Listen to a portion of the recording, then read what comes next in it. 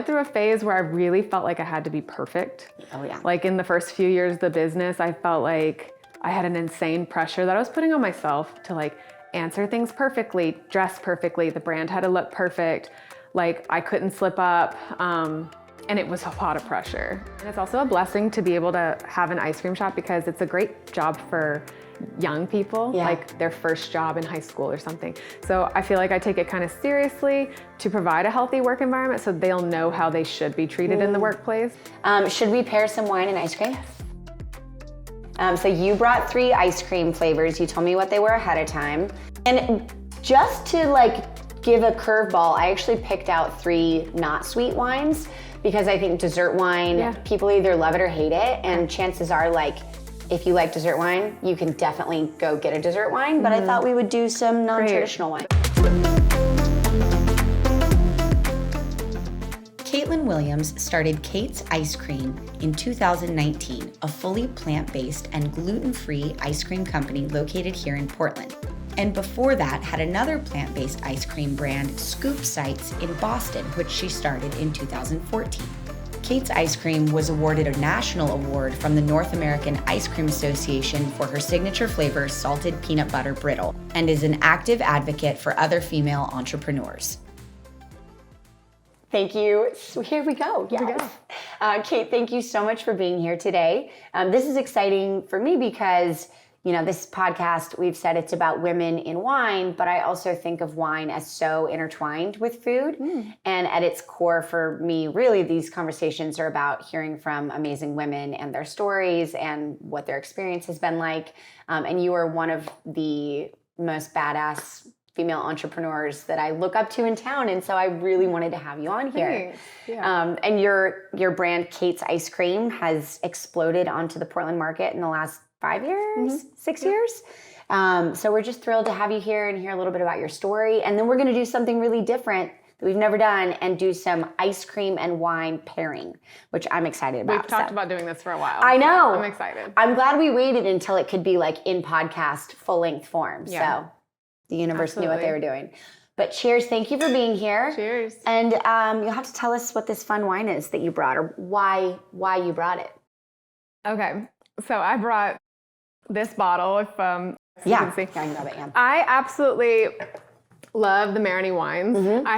Whenever I first moved to Portland 7 years ago, we got to meet Andy, who's the maker of this wine, and he brought us to his production area, and I'm sure that it's so much bigger now, but he is from New Orleans, so it felt like a connection.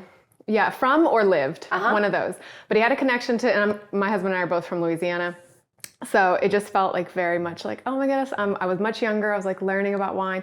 So it just felt like that was a moment where I was like, oh wow, like we moved to a place where this is like very specialty and very just like it just felt like something I'd never been introduced to before. Yeah. So to this day, like anything that they make is kind of just got a tie to me. I had no idea that there was the South connection there, the Louisiana connection. Yeah. So one of the wines, St. Reginald Parish, that's an area in New Orleans. Oh my gosh. I had no idea. I mean, that's such an iconic wine now in the Portland canon, but I didn't know that was a Louisiana spot. Yeah.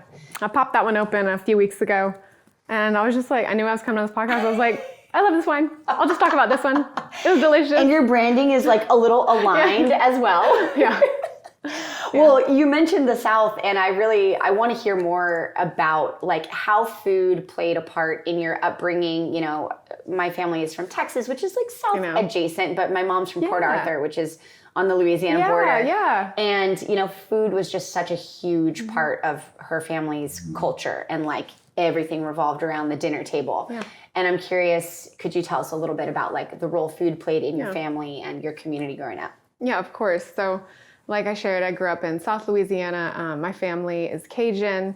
So growing up around that, like I grew up around giant pots of gumbo and jambalaya and Zydeco music playing and, you know, line dancing and this shack in the middle of this property, and grew up like riding four-wheelers and all that. Gosh. So I grew up very like connected to a very deep Southern culture. And to this day, like I always want to hold on to that part of myself, Because I haven't lived in Louisiana since over 10 years. Wow. So it's important to me to always remember that I am a Cajun woman at heart, Southern girl. So, growing up around that was really fun. And ice cream was always a big part of that. I was going to ask, how is ice cream a big thing in Cajun country? I think ice cream is a big thing everywhere. But we would always make homemade cherry vanilla ice cream. Cherry vanilla. Yeah. And that was just my granny's favorite. And it was that was always, we had the hand crank machine. And then eventually we had one with like the rock salt. And just, growing up, they'd have a spade and a styrofoam bowl and you'd walk up to it and put that cherry vanilla. A spade and a styrofoam bowl. Yeah. But, and then the kids would all eat it on a hot day just out of that bowl. I can still see it to this day. Did you grow up learning to cook from the matriarchs in your family? Absolutely, yeah. I wasn't particularly always in the kitchen, but I was. My granny, my mom always cooked, and what I learned from that is to heavily spice my food. Heavily spice. I appreciate that so much. Give it to me. And then also it's just to taste. They never measured a thing. You just know. You taste. And so to this day, I'm no, I don't really follow recipes. I follow intuition. I follow my taste. And that is literally how I built all my base recipes. Really? To taste. So you never went to cooking school or anything like that? Mm-mm. Well, and correct me if I'm wrong, but you worked in restaurants through college, but you didn't have a focus. You were front of house, right? You weren't back of house. You weren't cooking. Correct. At what point did you start cooking and thinking, and what came first, cooking or ice cream? Ice cream came first. Baking came first. Okay. I baked a lot in college. I've always had a big sweet tooth, and in college it was out of control. But yeah, worked front of house, was always in restaurants. So I think that gave me a huge foundation of service industry. Yeah. How to treat people, how I wanted to be treated. That's a big one. Baked a lot, ate a lot of ice cream in college, to a point where I was I kind of have a problem. I just ate 1 pint in one sitting. And I was that's a serving, right? That's okay, whatever. And then after college, I didn't know what I wanted to do in life at all. What did you major in? I studied Spanish and psychology. Cool. Yeah, but I remember a day looking at the list of all the majors. I went to LSU in Baton Rouge. That's where I met my husband. And I just remember being none of this fits. I was just nothing's interesting. I was the type of person who school was just not really for me. I enjoyed the social aspect of it, but I never felt anything fit. I wasn't really inspired by anything. I just wanted to be out in the world, doing whatever I wanted. I wanted to be active. Yeah. So. Well, and so when ice cream came along, I think of ice cream as being such a playful, kind of childlike, joyful thing. Do you know what your connection was early on with it? What drew you, the majors didn't sound interesting. Why ice cream? Yeah. Well, I think what it initially started as was just fun. Yeah. I just had fun. So right after college, my husband, we were dating at the time. He got work in Boston and he was will you move with me? And I was I'll think about it. But in my head, I was yes. So did you want to get out of Louisiana? Yes. I did. I love Louisiana, but I just was I want something. Yeah. And I didn't know what it was, but I wanted something. So we moved to Boston. Whenever I got there, I was working retail, but I didn't know I literally had no clue what I wanted to do. Yeah. So I started a Tumblr blog and started going around to all these different ice cream shops and reviewing them. What? So I would get the scoop and I'd take a photo of it. Status. Seriously. Thank you. And I would rate it on my Tumblr. I'd be this was a 3 out of 5 because they had too many mix-ins and not enough ice cream. Or this flavor was not it. Or this one was bomb, 5 out of 5. And so I had fun doing that. And then it kind of morphed where I was well, let me try and make my own ice cream. So I started making just normal ice cream for fun, cherry vanilla and strawberry and chocolate and stuff, coconut chip. Just started making all fun ice cream. Yeah. And so I started doing that for fun. This is 2013, and this is kind of where the career progression really started. Is I went home for Christmas that year, and as my gift for my family, I was okay, I'm making ice cream now. I'm going to make y'all ice cream as my gift to you. I love that. And my youngest sister, Meredith, was well, that's so nice. Like, I love that you're doing that, but like, I can't have it because I can't have dairy. She had just gotten diagnosed with ulcerative colitis. So she was like avoiding so many things. And I just remember being like, well, like I literally saw it. I was like, we can't sit at the dinner table and all enjoy ice cream and you just left out. So I just like literally saw for the first time that exclusion and how that would feel for her. And so I like scrambled to make a dairy-free ice cream. I remember I found a recipe for nutmeg ice cream in Bon Appetit. And so I like went to the grocery store and bought like a carton of almond milk and like a can of coconut milk. And just came home and I was like, well, I know how to make ice cream. So I just have to substitute the milks, you know, like I'll make it dairy-free. And so I was like making it. I was so confident. I was like, I'm a pro. Like, y'all, I got this. And we churned it in the little ice cream salt making machine in my dad's garage. And as soon as it got done churning, it was so icy, like and chunky. I tasted it, and it tasted just like kind of watery. It was not flavorful at all. And after it froze in the freezer, it was one of those things where you take an ice pick, it's like spraying out. And I literally was like, oh my gosh, like that this was hard. And my family was so nice. They were like, it's still good. And I was like, had you ever had a plant-based ice cream at that point? No, like, I actually don't. When was this? This was like 2013. Yeah, there wasn't. So there was like Coconut Bliss and So Delicious in the grocery stores. So there just like wasn't a lot of offerings. There certainly weren't a lot of people making it like crafted and local shops that are catered to that specifically. That's, you know, over 10 years ago-ish. So that was kind of a moment. I returned back to Boston and I was like, I'm gonna figure this out. Yeah. But still just as a hobby, right? Yeah, for fun. And then you perfected the recipe and it was so good that you're like, well, I have to sell it now? Basically, I was like, I could make a buck. But I started making it more and it started coming out good and I always serve it to friends. And one time someone was like, you could sell this. And I was like, I kind of was like, I guess you're right. And so what I ended up doing was I hosted a party. I was probably 23-ish years old. Wow. Hosted a party, fed all my friends the ice cream, and I cut out construction cards and had all these questions on them. And I gave them out anonymously, and I was like, give me your real feedback. I was like, you know, you're not gifting me if you're being fake. Yeah. So it helped me make sure I was getting honest feedback. Yeah. And the feedback was very positive. And at that moment, I was like, oh, I think I have something here, and I should try and start selling it. And I think literally a few months later, I was at my first farmer's market. Well, how did you bridge that gap between, like, you're 23. A lot of people are not starting businesses at 23. You didn't have a business degree. You know, how did you even know where to begin? And that's a good question. Well, first of all, my mom is an entrepreneur. She, once she and my dad split up, she was the age of 40. She didn't have a career. She was a stay-at-home mom, right? Yeah. So this woman is tough. This woman is a go-getter. She's the hardest worker I know. But so she started her own painting business. She just started with what she knew. She knew how to like hang wallpaper. She knew how to lay tile. She knew how to paint. So she started her own like painting contract company where she would like work really hard painting people's houses, painting ceilings, pulling off wallpaper, putting it up, laying tile everywhere. Like after school, my brother and I would go to whatever house she's working on and we'd watch, you know, cartoons while she's like working, really, she worked really hard.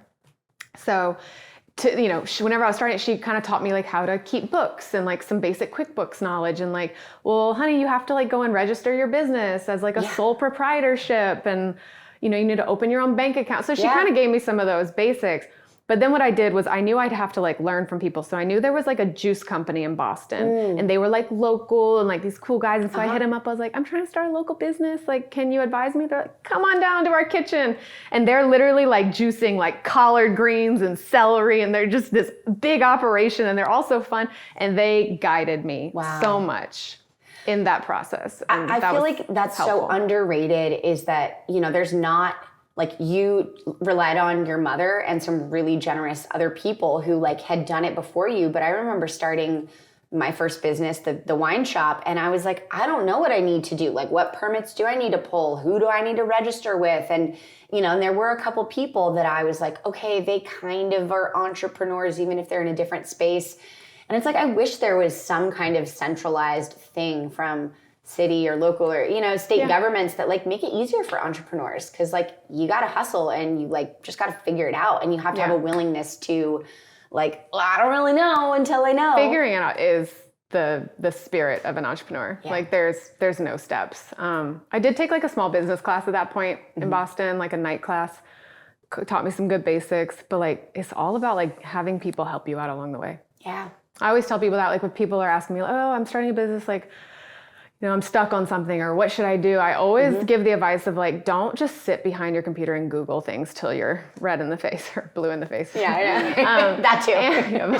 And I would just like get out and talk to people. Like I was calling ice cream shop companies in different states. Wow. And I was like, will you get on the phone with me? And I'd ask them questions about, where do you get bulk coconut milk, or how are you doing this? How are you doing that? And a lot of people would take my call. I think because too, I was like, I'm literally so far away from you. Like you ain't got no problems with me, Well, and I think a lot of people just assume, this person's going to think I'm bothering them, or they're not going to want to share their information. And the truth is, most people are not asking the questions. And I think if you're brave enough to just ask the questions, you're probably going to get a good response. Yeah. And if you don't, then okay, I'll call the next person. Exactly. What about being in, like, how do you define the space that you're in? I know you don't say healthy, but it's plant-based, it's gluten-free. What has it been like being in that more like health conscious space as a woman? Like, do you find more women running businesses in that space than men? Or has that been more of a challenge than if you were in the regular ice cream market, I suppose? I don't know. I mean, I think years ago, whenever like health conscious things were starting to really become mainstream, I think I did see it being more of a woman focused space, but I think it's a lot more balanced now. And I think the ice cream industry has got a lot of men in it. I don't know. I feel as though it's probably kind of just the way that you look at it. Well, and I think like the inclusion, like what you described as that moment of seeing how great, what am I trying to say? Looking at that image and saying like, it wouldn't feel good to be the person that's excluded because they can't have this one ingredient. I think more brands are now realizing like, oh yeah, there's a whole market out there of people. I think I've heard you describe the story of like a little boy who had never had a waffle cone. Could you tell that story? Yeah, sure. So yeah, exactly as you were saying, all of our ice cream at Kate's is plant-based and gluten-free. So, I was inspired to start the company like as allergen friendly as I could, because after my sister, I recognized that. I really started looking around at the market and I was like, there's an opportunity here. I was like, there's not a lot of people doing ice cream that's like totally vegan, dairy-free, gluten-free, because I knew, I was like, if it's gonna be plant-based, why would it not be gluten-free? I was like, I'm therefore including people and not excluding. So I was like, duh, it's gotta be that way. So have always been committed to that. And right whenever I started Kate's Ice Cream in Portland, 2019, I think this was like your second brand. Yeah. Technically my third ice cream business. Oh my gosh. Okay, well let's come back to that. Yeah. So this little boy and his mom come up to like my little pop-up shop during the pandemic, and I'm like serving them a gluten-free waffle cone with a scoop of ice cream. And the mom goes, thank you so much. Like her son was 7 and she goes, this is the first waffle cone he's ever had in his life. And I was like, wow, and in that moment I was like, I can't claim it was my day. I think I probably talked to my husband about it. And I remember one day I was like sleeping in bed and he comes up, he wakes me up, he goes, you should sell your waffle cone mix to ice cream shops. And I remember in that moment feeling so overwhelmed. Like it was like scary, and I was like, I think I was like, go away. But then I thought about it and I was like, that's a great idea. So you sell the wholesale mix to other ice cream? I did not realize that. Yes. Oh so my gosh. That's my other company. It's called Kate's Waffle Cones. I just got back from the National Ice Cream Convention last week, pushing it, like, hey, this is what we do. We're one of the only mixes on the market. We have like a very clean, like 7 ingredients. And so my mission was like, oh my goodness, this 7-year-old boy can't have it. I've also heard people be like, I haven't had a cone in 20 years. Wow. And so I was like, I want to be able to provide more access to this. So, I was like, more ice cream shops and all these communities all over the US should be able to provide that for their customers who are going through the same thing with allergies or intolerances or preferences, et cetera. So yeah, we sell to ice cream shops all over the country. Wow. Yeah. And is that so you had the first brand in Boston. What was that one called? That was called Scoop Site. Scoop Site. Is that the one you use like a tricycle? I had a tricycle. I'd fill it with dry ice and ice cream and I would bike to farmers markets. Like with a little wagon or something? Oh my gosh. Yeah. And how many years did you do that as you built that brand? 2014 to 3 years. And then you moved to Portland. Yeah. And why did you start a new brand rather than keeping that one going?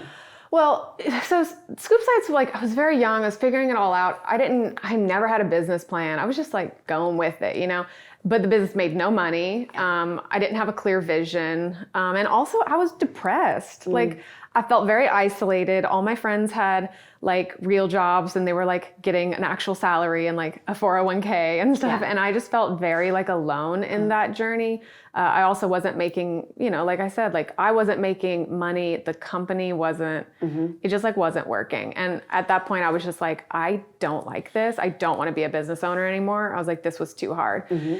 And so I was like, I'm closing this. We're moving to Portland. I'm going to like find a new life there. And so, yeah, I landed in Portland being like, I'm done with ice cream. Yeah. That was my initial thought. And then what pulled you back into it? So I got a job in 2017 at a cafe in Portland. And a few months in, I got word that the owner wanted to start an ice cream company. And that's all it took. And it just flipped something in me. And I was like, let's talk. Oh, so you teamed up with the owner of the cafe. Oh my gosh, I didn't know that. Yeah. So that was kind of the trigger. You were like, I have an idea. It's going to be plant-based. Yeah. And that was kind of my, like what I needed at that point, right? Because I lost my confidence. Like I was like, I remember pitching her and being like, I've got like the IP, you've got the money, like let's do this. Because I didn't have the money. I needed the operational support, you know, but I was like, I've got the recipes, I've got like the passion. And so like we did that for like a year together. We were really building slowly, but we had misaligned visions. It wasn't a healthy partnership. And so ultimately it crashed and burned. And so it wasn't called Kate's at the time. It wasn't called Kate's at the time. I see. So then Kate's was you took what you learned. Exactly. You're like, it's all mine now. I consider that time with that company to be like my ninja training because I learned so much and I was able to refine my recipes. Yeah. And I mean, you know, so I don't regret it for a second, but it was definitely a hard time where I lost my confidence even more.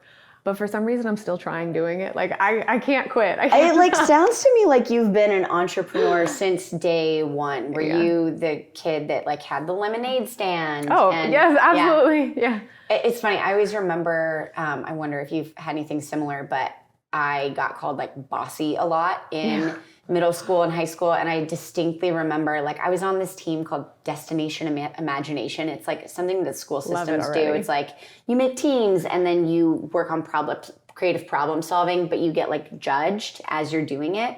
And I remember we went to like the state competition and all the notes were like, when given the clues, the girl in the blue shirt decides who does what and what. It was like the girl in the shirt bosses her. Basically the girl in the shirt bosses. And that was me. They didn't know. And so for the whole rest of my like high school career, whenever I was being bossy, my friends would be like, oh, the girl in the blue shirt. And I like, it was like a point of like shame, you know?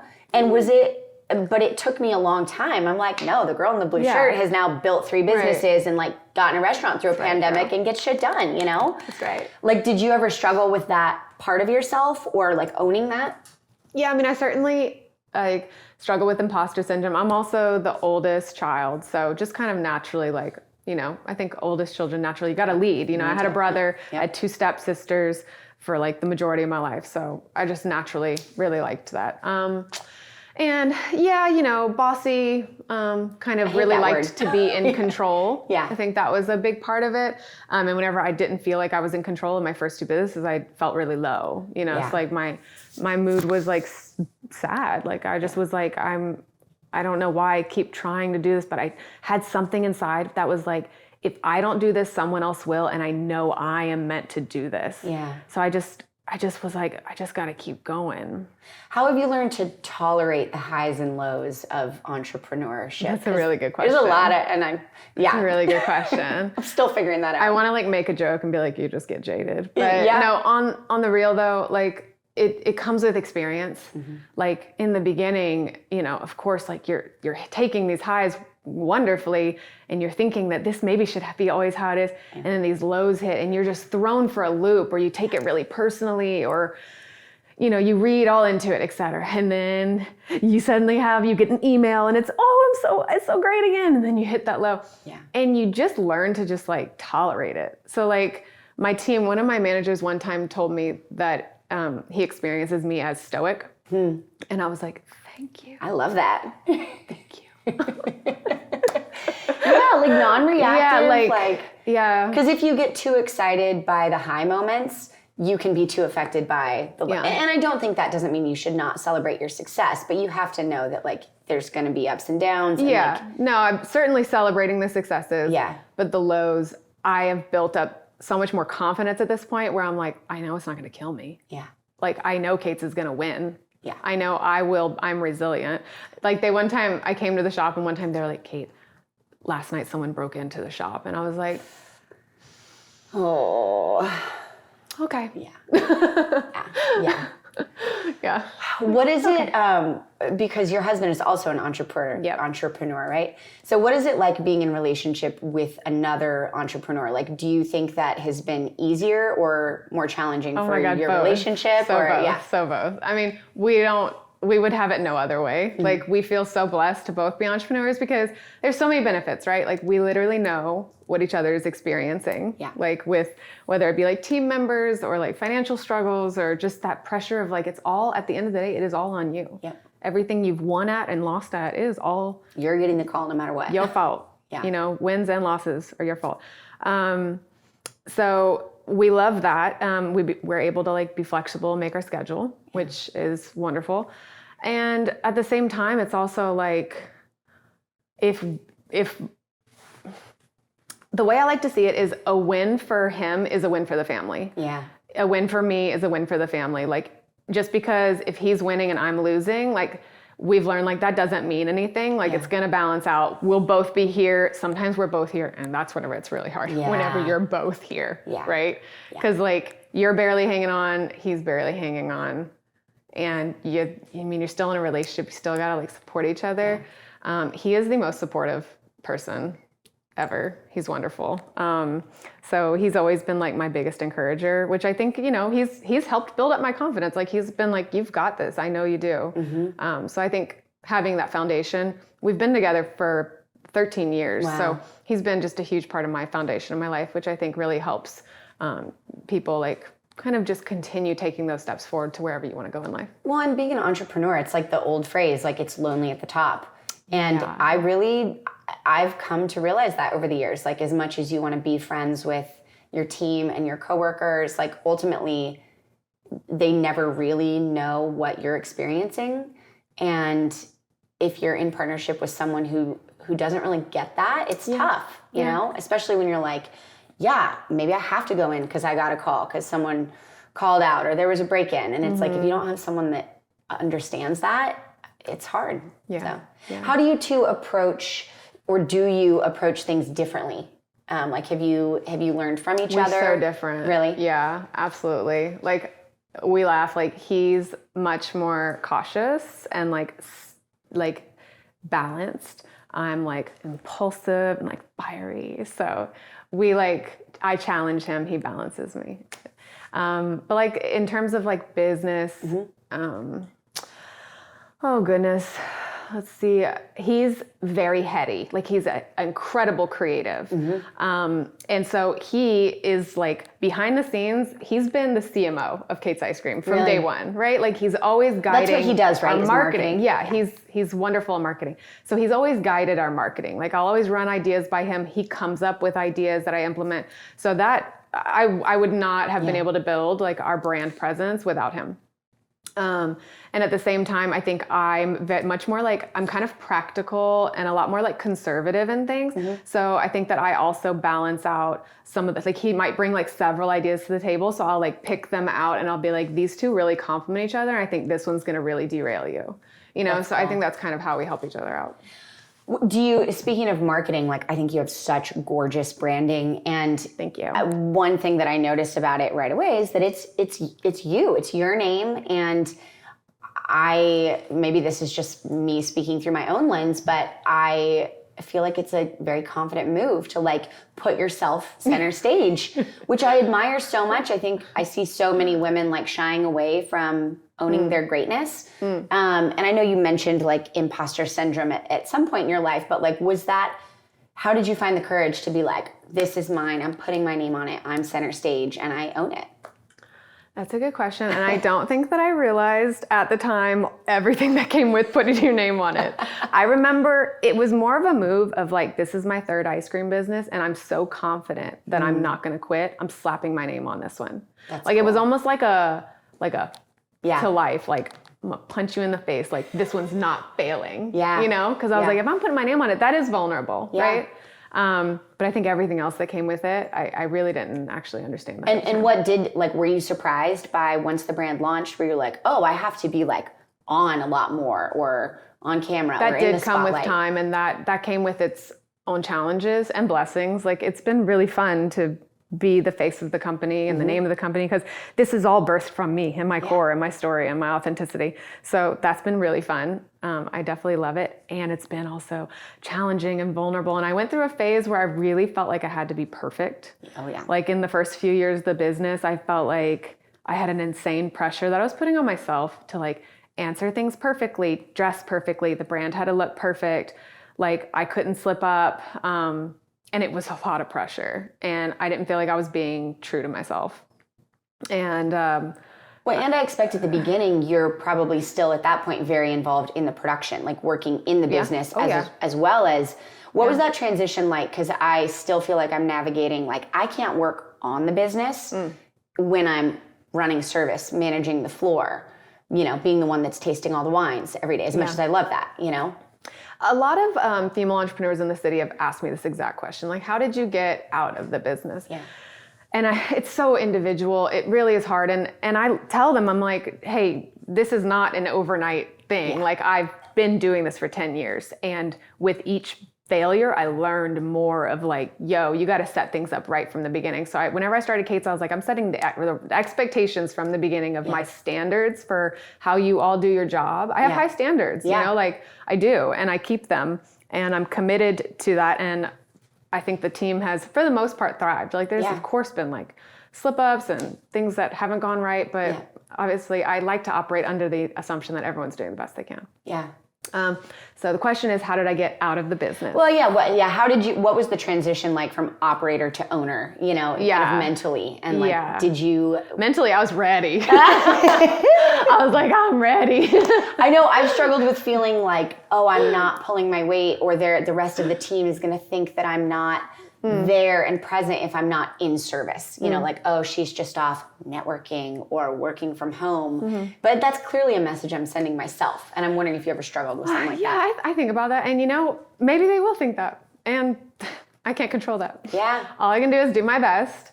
And I think the real ones who like really see your vision and like jive with what you're doing and your leadership, that they're gonna get it. Yeah. Like they'll know, like, if she is in this business, then the company's not growing. So like, if I were in production 5 days a week, my energy, my creative energy would be put there, and I wouldn't have anything else for me. Yeah. So I'm really grateful that I've been able to work on the business now. My job's to grow it. It's helped me have a lot more balance, because I did go through a lot of years of just like, I just was so burnt out. Mentally, I was, not in my best place.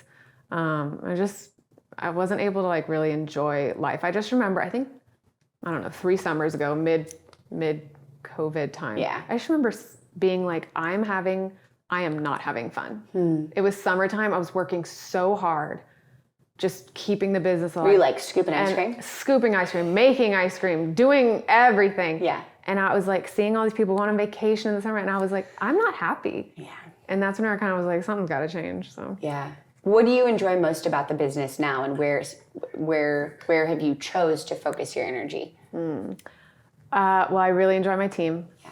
Like, I think about them a lot, being like, I'm really blessed to have like some really solid management and some really solid scoopers who've been with me for a long time. So I know a lot of people really care. And it's also a blessing to be able to have an ice cream shop, because it's a great job for young people, like their first job in high school or something. So I feel like I take it kind of seriously to provide a healthy work environment, so they'll know how they should be treated in the workplace. I love that. So it's fun, like if they're ever like, I like your outfit, which doesn't happen often, I'm like, oh, yes. See, I love that outlook because I really struggled. I'll be honest. Like I had a cafe during the pandemic, and I wasn't used to the counter service model. I was more used to like fine dining, so we would be hiring people who'd worked in that system for many years and had a lot of experience. And here I was now hiring kids, and this was their first job, and I wasn't the one that was like day-to-day managing, and I would just get frustrated because I was like, oh wow, a lot of these kids have never had a job before.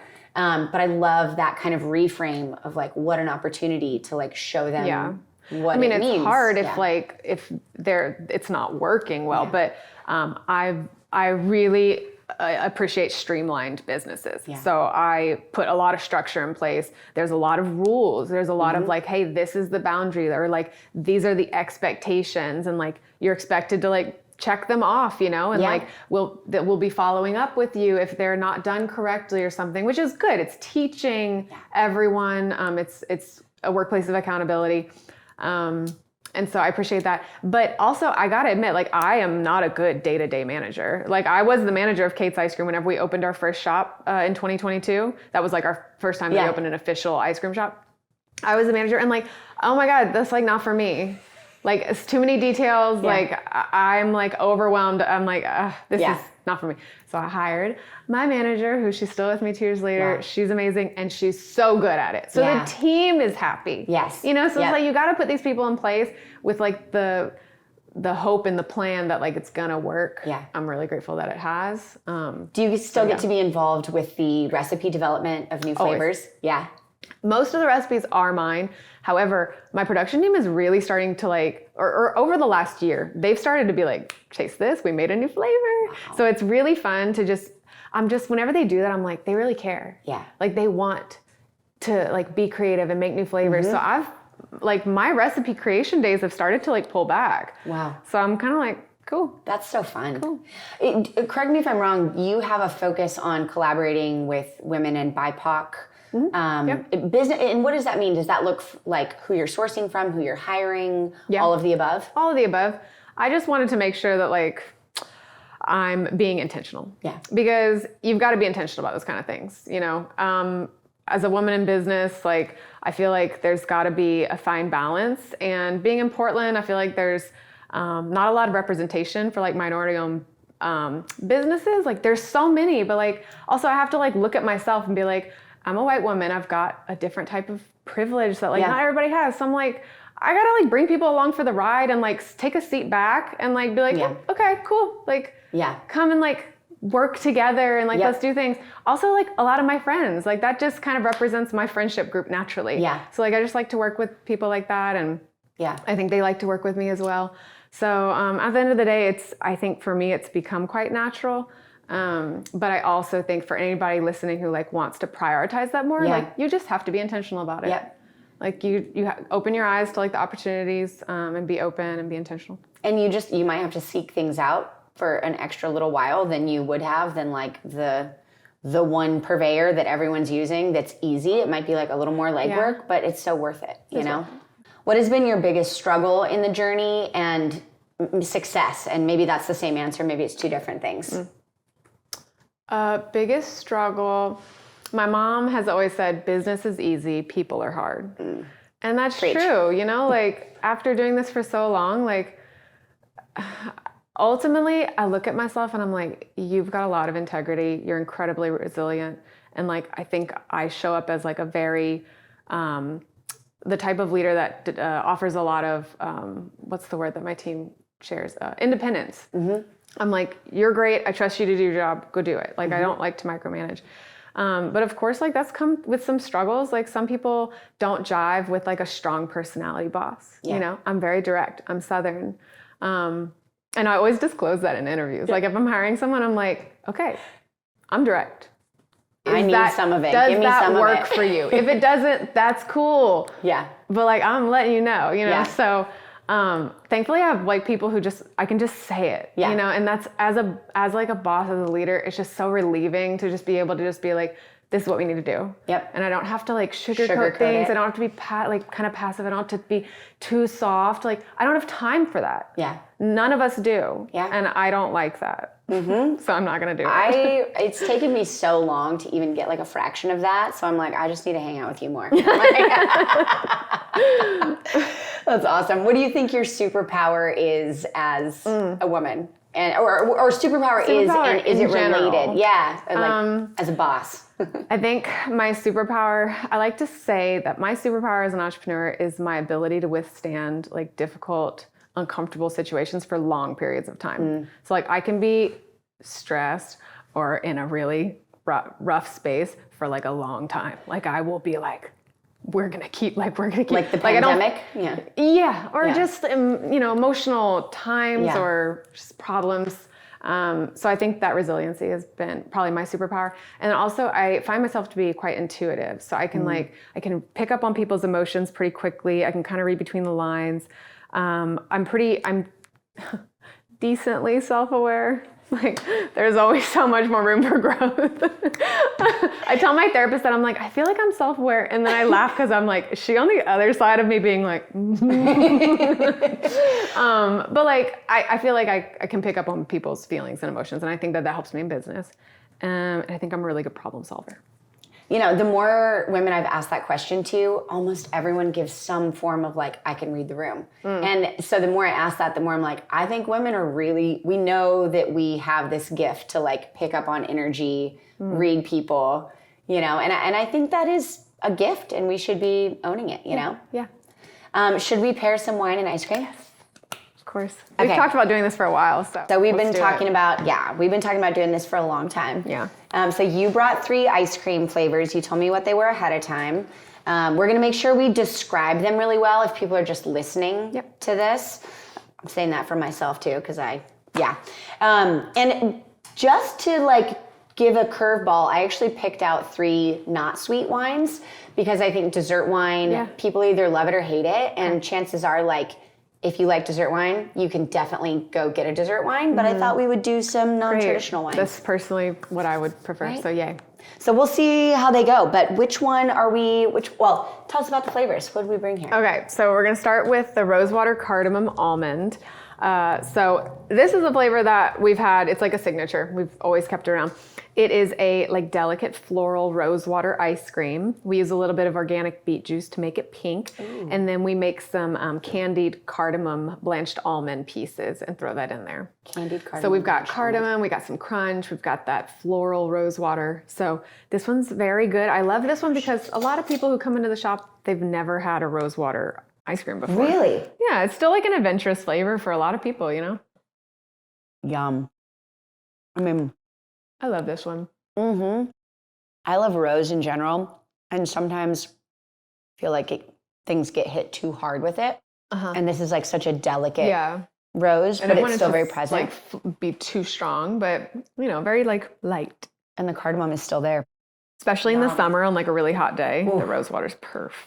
So I brought to pair with this a Gewürztraminer from the Columbia Gorge from a producer, husband and wife team called Analema. And they're making wine in the gorge from really, really high elevation vineyards. But Gewürztraminer always reminds me of rose and cardamom. Okay, cool. Sometimes even like ginger flavors in there. And this is a 2012, so it's actually pretty old. Wow. So we're gonna see. This is fermented all the way dry, but I'm wondering if it highlights those rose and cardamom flavors. So let's try it out and see.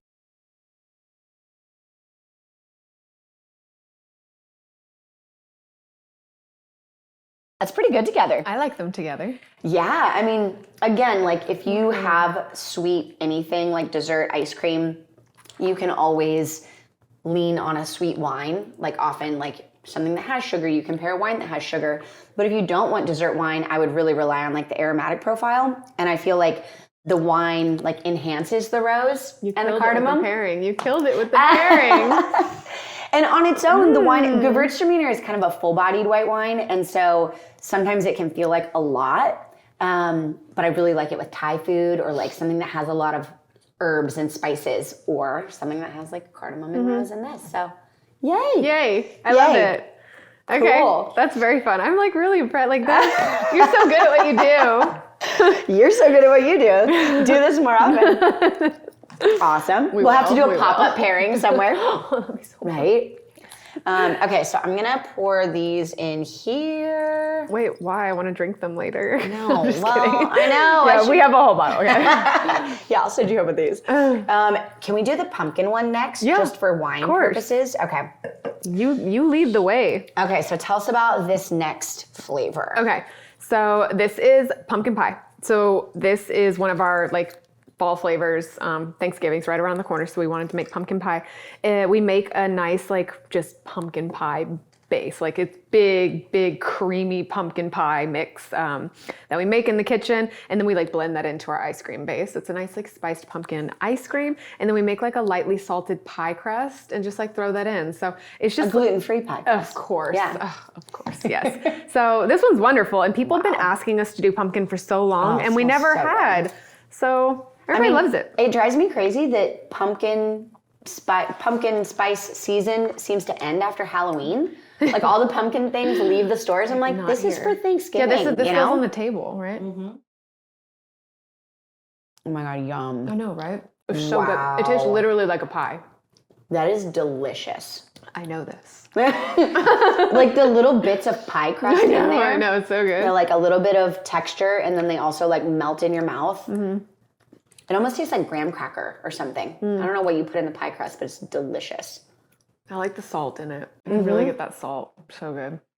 Sweet things always need a little bit of salt for me. Oh my God, that's so good. Really good. I need to like trade you wine for ice cream after that. Do you realize how much ice cream you got to go home with you? This is the one, right? Yeah, okay. And so this is a wine that, I don't know, we'll see what you think. It's called Vin Jaune.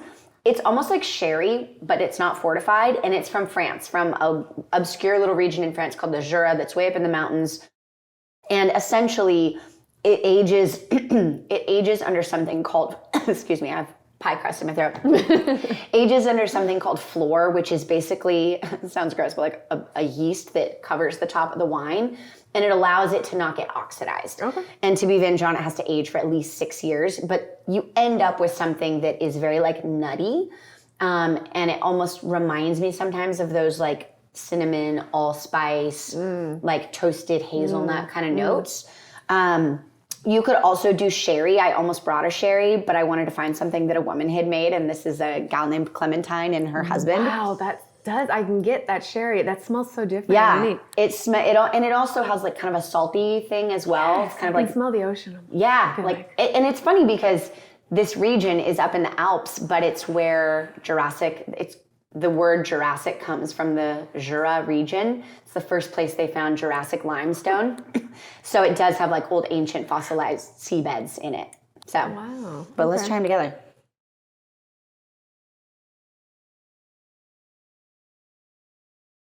See, I don't think I've ever tasted anything like this. It's giving sherry. I can totally, Which some people love or hate, but I feel like if you're pairing it with anything with nuts, like it's sherry. Very nutty. Mm-hmm. And like if you wanted a sweet wine with this, you could get a sweet sherry, and it would still probably give that same kind of like nutty, spicy thing, but with sweetness. I love this. So you're inspiring me because Yum. To just be pairing, I'm really glad that you didn't bring sweet wines, just because I just feel like I eat sweets all day long. So I kind of wanted some balance here. But basically what my house looks like on like a Friday night is I invite friends over. I have a bunch of different pints of ice cream. I make them warm brownie sundaes, and we're all drinking wine, right? So I'm now This is why we need to be friends. I'll just start bringing wine. So I'm pairing this wine with my Kelsey, my advisor. And they work really well together. Like I think you could be totally pairing dry wine with ice cream more often. Yeah, I appreciate this. This would be problematic in my fridge. This Vin Jaune and this pumpkin pie ice cream. Wow, Kelsey. Wow. Yum. Okay. So big fan. I know this one. I'm like, I need one more sip before I. That was that was a moment. Yeah, I am on a big sherry kick right now. I wish people would give sherry a chance, because I think it's so good for pairing certain things. like nuts, you know? Yeah, okay. Okay, so final one, chocolate. Yeah. Right? Or So what is this the flavor is- exactly? This is our triple chocolate brownie. So it is a dark chocolate ice cream. And we make our own gluten-free brownies with chocolate chips in them. So it's just like a really classic chocolate brownie ice cream. So everybody wants one of those, right? I should have asked this earlier. Yes. What is your base for all of Oh your? yeah. All of our ice creams are made with coconut milk. Okay. We want to start introducing an oat milk one next year because some people like can't have coconut. It's not common, but like some people can't. So I want to continue to. It's 100% coconut. You don't do like cashew or anything 100% like that. coconut. Yeah. Wow. How did you like perfect? I mean, not to take us down a thing, but this texture, like if I just had this, I would never know that there was no dairy in it. It's so creamy. The goal. And That's the goal. Yeah, I didn't want it to be, I mean, you know, like I said, like back in the day whenever I was making my recipe for the first time, like there weren't a lot of good ones on the market, but they were a little bit flavorless. Yeah. They were kind of just icier. Like icy. And it tasted like you were sacrificing. Yeah. And I grew up eating so much ice cream, I knew what it should taste like. Yep. And I didn't stop. It took me 5 years to like actually get my recipe right. Because I knew intuitively, like I was still excelling, you know, back in Boston, but I was like, I feel like it can be better. And I kept over the years increasing. I just wanted it to be creamy, and I wanted to fool some people to not knowing that it was dairy free. Yeah. You would probably hate this comparison. We can cut this out if you don't like it, but a Cold Stone opened in my town where I grew up when I was little, and Cold Stone has that very like, almost like chewy texture to it. I know what you mean. And this kind of reminds me of that, which I love. Yeah, absolutely. I like to chew my ice cream. Yeah. I'd like for it to have a bit of a bite. Like creamy, but very like thick. Yeah, creamy, thick. I really like my ice cream as like hard ice cream. Yeah. So yeah, there's a lot of ice creams that are very like much thicker but softer. Yeah. And that's also wonderful too. Yeah. But I prefer like a hard ice cream. Yeah. Yeah. That's delicious. Yeah. Okay, so chocolate on chocolate on chocolate. That is delicious. And again, would never guess that there's no dairy in there. And because chocolate and like red fruit, I always think of as going so well together, I actually brought an Oregon Malbec. So I think I remember you saying you liked Argentine Malbec. I can't remember. I don't think that was me. Okay. Yeah. But you like fuller-bodied red wines. I remember you just, anyway.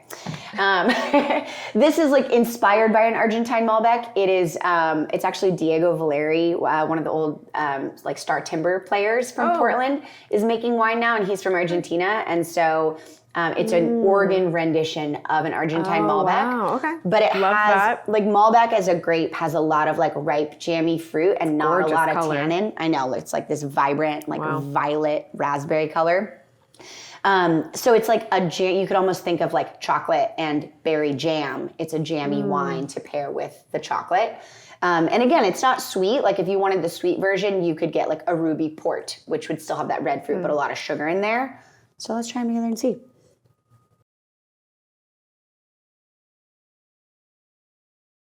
Yeah, it's like very soft, very silky.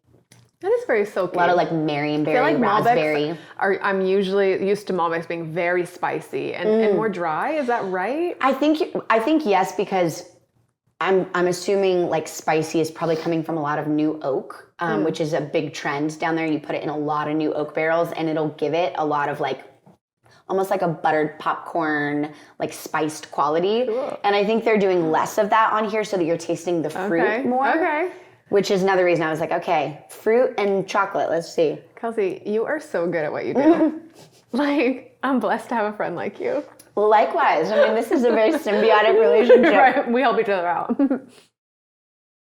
Yeah, these are, they're really good together. If you get like a chunk of brownie, it tastes like one of those Godiva, like chocolate raspberry. It's a chocolate raspberry. Yeah. You're right. You said it. We need to pair ice cream and wine more often, I think. I know, this is good. I think we're on to something. Just tell me your next dinner party and I'll show up with all the wines. Okay. I love it. Well, thank you so very much for being here. This was such a blast. I had fun. And I'm so inspired by everything you do. Oh, if people want to follow along, where can they find you on social media and in town in Portland? Yeah, at Kate's Ice Cream on all the platforms. And we have an ice cream shop on Mississippi and Northwest 23rd. Yay! So please go visit. Yes, please come. We're open every day. Awesome. That's amazing. Yeah. Cheers. Thank you for being here.